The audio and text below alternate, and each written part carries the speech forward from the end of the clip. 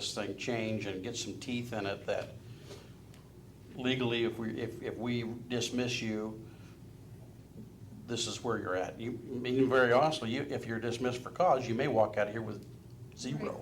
And that's Yeah. okay, that's cool. Right, absolutely. But I think there were some holes in that prior to the policy, prior to this, and so that's where I want to see the emphasis is on that. When that happens, they're done. And certainly making sure from the council standpoint that when we come forward with ratification of employment letters, that those employment letters are going back to the manual, what the manual says. There can still be some small deviations, but they need to be small, odd deviations. I would love to see this as an attractant to great leadership. No doubt. But I also want it, I don't care whether it's the last person hired through the door or the longest in longevity. They have nothing to worry about if they don't screw up and get in trouble with the law. That's where this thing needs to have teeth. The rest of it is, it's an attraction to draw them in, that we'll never pay out in most cases if they're never in trouble. So it's more of an attractant to get them to come here, as long as they understand the other end of that is you go away with 0 if you have a problem. Dave? Great leadership doesn't necessarily look for money. It's looking for opportunity. The other thing is, I ran an organization the size of the city of Washougal, 86 employees. I think we've got 89. And I did it for 15 days of vacation a year. 1 day of sick leave a month, which I cashed in when I left because I didn't take any in the 5 years I was there. And when I left, I was making $48,000 a year. I'm looking at that, I'm comparing with this, and even adding in inflation and everything, I'm aghast at what we're offering from the city of Washougal, which is in financial trouble. And that's my problem, Ron. I understand where you're coming from, and I agree with much of what you say. And I agree with Paul in that I'd like to get the best person for the job too. But I'll settle for somebody that can do the job well. And it was, not that any of those individual pieces in the manual would have made a difference in them. I know we went through the city administrator search. Lloyd was doing some significant recruiting on our behalf, and he was making a lot of phone calls, and he was taking a lot of phone calls. And obviously there was a lot of information in the newspapers at the time and in the media, and he was asked by quite a few people, and I was actually surprised how many of them still did not turn in an application for the position because they were just unsure what the tenor of the city was at the time in the whole transition. You're dealing with people who are not accustomed to taking employment risks. There are people out there, like people that are getting out of the military, they're used to taking the employment risk. And they would come, not so much for the money, but for the challenge. And they bring tremendous skills.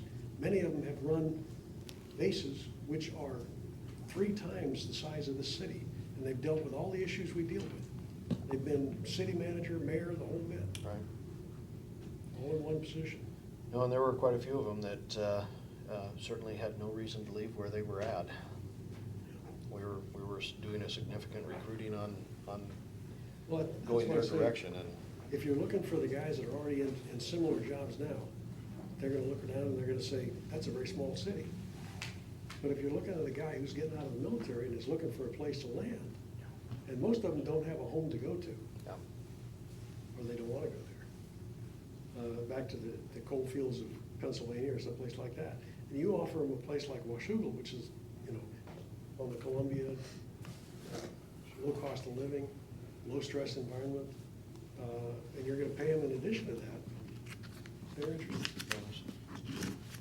Now, I'll grant you, they're gonna have to bone up on Washington code. But while they're doing that, we've got staff to do that. Other questions or comments on what we've got here. Jennifer. Oh, Jennifer. Do we anticipate any hiring of department heads before the 6th of July? No. No. Okay. Then I'm fine with it, I'm glad. So that, this means that current department heads are grandfathered in according to this schedule, which has been in the manual for a while? Mhm. Okay. Department heads and middle managers. And middle managers, okay. Basically, anybody that is a non-represent. Okay, so all at-will employees, okay. So the new, the change, if you will, for the severance pay is strictly for department heads hired after July 6th. Correct. And it's 1 month pay for each year of service with a cap of 6 months severance. After they've But been here at least a if year. they're dismissed within a year, there is nothing. Zero. Is that Or if they're correct? dismissed anytime. Well, wait a minute. Well, yeah. Depends on if it's for cause. Yeah, and Okay. I think one of the things that we've struggled with, and No, I think. there's a 12-month probationary period. You are correct. 12-month probationary period. I think one of the things that we've struggled with, and maybe haven't handled it appropriately, is that I draw a distinction between severance and a payout, if you will. Mhm. I mean, from a risk management Right. perspective, right? And I think that's where we need to really draw the distinction, is like, a severance is someone losing their job through no fault of Right. their own.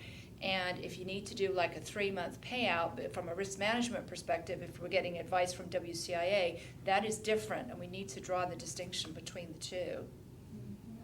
Right. Okay. Should we include some of the paragraphs here? Should the department head's termination be voluntary, the result of gross negligence, improper conduct, behavior, conviction of a felony, so on and so forth? Should we include that with the new hires also? Or it's I can only- move it down, so if we've got both statements in, is that what you're suggesting? Right. Yeah. Because Okay. that's just a technical Yep. thing. Yep. And if they're You bet. receiving a manual and they think that doesn't apply to them. Yep, you bet. And otherwise, I'm pretty much fine with it. Can you go over the buyback application with regard to vacation time again? Vacation, whatever is on the books that's accrued is paid out to all employees, regardless if it's a voluntary or involuntary And termination. that's probably been done at court, at a higher Yeah. court, hasn't it? Yeah, yeah. Okay. And this has to be approved by the mayor, that's correct, the buyback? This is, I'm head may apply. I didn't answer your to correct, the mayor to I was buy hearing you say something back else. the vacation time during the month of October. Yes, yes. Or is it city administrator? That doesn't have anything to do with the termination, though. No, I'm no, just That has, okay. Okay. I'm on page Sorry. I wasn't sure if I Nope, heard they're it. gone, I they're gone. believe there's a maximum you can 80 ask hours. to buy back, and you also have to maintain a balance. Yeah, Yeah. So Right. it's limited to 80 hours. yeah. And that's another one that's all over the board. I mean, those numbers are, in any given city are different, correct? Mhm. Yep. Okay. Dave. How often do you award step increases? I was good. Go Go ahead. ahead. Nope, you go ahead first. For the non-represented employees, it's certainly looked at every year based on performance. How are they adjusted